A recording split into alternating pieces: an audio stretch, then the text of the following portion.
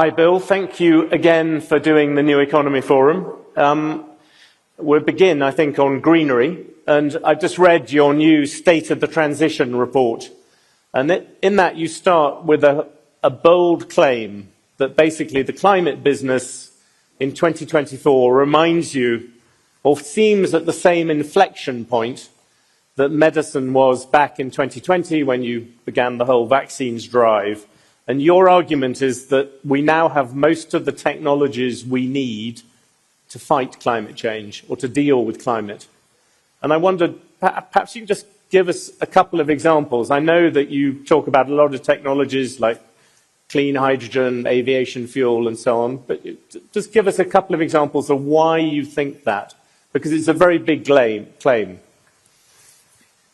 Well, my key theory of change on climate is that if the clean approach, the green approach, is more expensive, that we won't get global adoption. Perhaps rich countries will subsidize clean approaches, but as you get into the middle-income countries like Brazil, India, and others, they would say, hey, we're not responsible for the historic emissions, and so slowing down our providing basic capabilities to our population, that we shouldn't be impeded. And so the way to square this is to innovate in all the areas of emissions so that the new approach that's clean costs less. That's either a zero green premium or literally a negative green premium.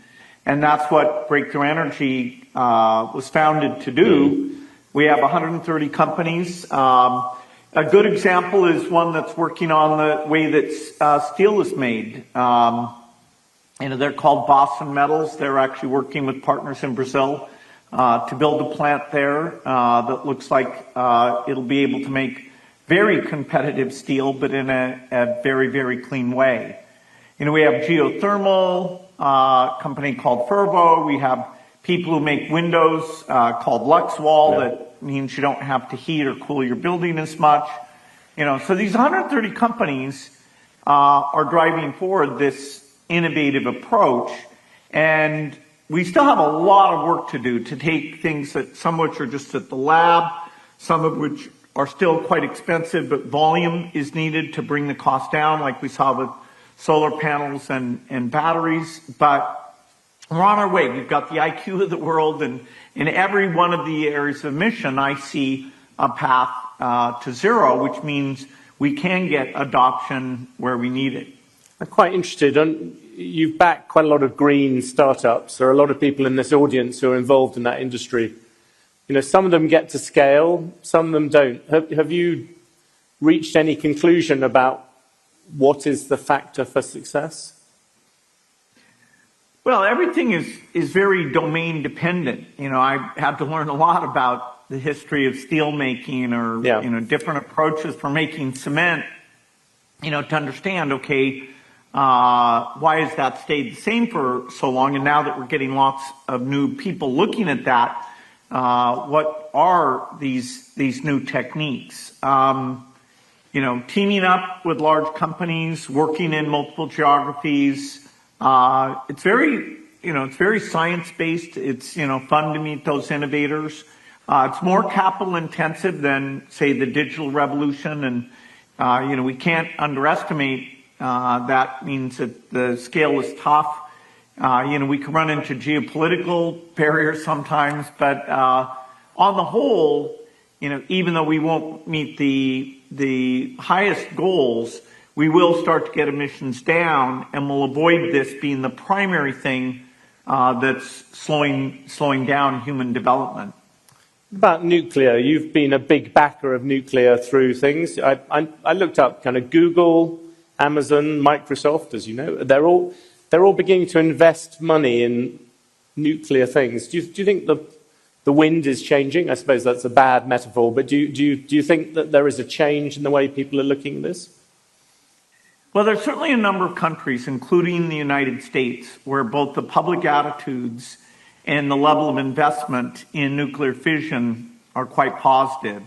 At the COP28 A lot of countries came together and talked about tripling nuclear over the future. So that's very different than going into decline.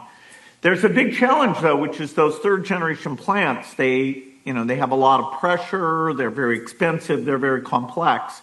So there's a question, can we get to this fourth generation? And so you have a number of companies trying to usher in much simpler designs, including the one I'm involved in called TerraPower. Yeah. There's several other companies doing that. But yes, the fact that the tech companies want to be customers for green energy, and at least for a period of time, they're willing to pay a bit of a premium, and as the volume of reactors go up, then that premium goes away. That is extremely helpful to reboot the nuclear industry around these fourth generation plants. There is an issue, though, isn't there, that a lot of the attention has been on small modular reactors or kind of reviving old ones rather than building big new ones. Is that a problem? It looks at it from the outside, but I don't know.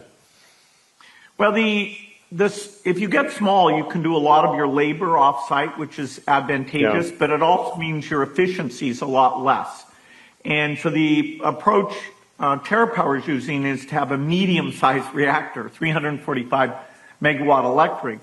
In our roadmap, if utilities do want big ones, those are somewhat more efficient. But, first we want to build dozens of our medium-sized reactor. And we've been able to move some of the labor off-site, although we still have some on-site. But size, it's very tricky to get the efficiency as you get small, because it's the kind of the volume of the reactor is your value and the surface area is your cost. So, different people are taking different approaches. And of course we have digital design and simulation that is letting us build far, far simpler plants than ever before. What about fusion? I know it's a question I think I probably ask you once every 5 years. Do you think that it always seems to be 5 years away, or at least that? Is it now getting closer at all? There have been one or two people recently suddenly saying there's possibilities. Yeah, so breakthrough energy, where almost all my climate work is, and I'm the largest investor in, we funded 4 different fusion companies. The one that's furthest along is pretty fantastic, called Commonwealth Fusion Systems. That's a spin-off essentially from MIT, and they're hard at work building their prototype facility outside of Boston. And so it's, you could say it's about 6 to 10 years behind the fourth generation fission, but it has a lot of advantages, and over time it could be even less expensive. And so we're backing these companies, and they're even using very advanced software to simulate how they work. So in the long run, fission and fusion will be a substantial part of power generation, complementing the renewables that are being built at high speed. Can I just contrast, because you've sort of alluded to it a couple of times, the kind of gap between all the kind of business optimism, the scientific possibilities that are now opening up, with the political realities which seem to be going in the opposite direction. Just to give you an example, you played quite a big role in getting the Inflation Reduction Act through in America. You personally went and persuaded Joe Manchin. It was a big deal, and there was kind of greenery within that, as we both know. A good portion of that could well get dumped if Trump comes in. What do you think is the most endangered technology out of the stuff that managed to get through under that bill? It'll be interesting because, what the Congress will see is that bill is causing a lot of projects to be built in red states. And so ideally we'll get some bipartisan defense of what's being done there. I do think nuclear is particularly bipartisan because it has to do with energy security as well as climate. But you could have some things like the electric vehicle tax credit or the green electricity tax credits. You could have them come under attack. I think they're a good thing. I think they're ushering in new industries.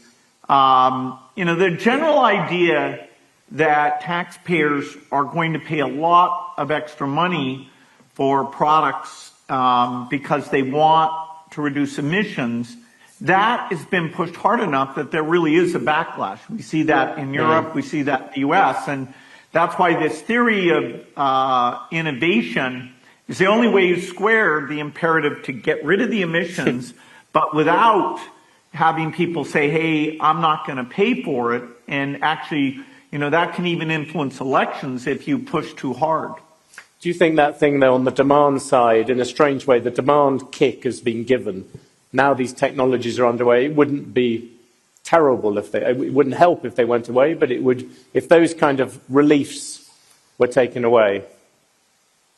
Well, you have different levels of maturity, and so, I'd say that electric vehicles, even without the subsidies, over time, they are going, even for the people who park on the street, the low end, they will get to a zero green premium. You have things, particularly industrial emissions like steel, cement, that we're just building the pilot plants now. And so without governmental policy and support, the transition of the industrial emissions would slow down a lot. And, that's very unfortunate if that takes place. Likewise, in transportation, airlines are, the toughest part of all of the emissions, and they're, without support, that'll get pushed back.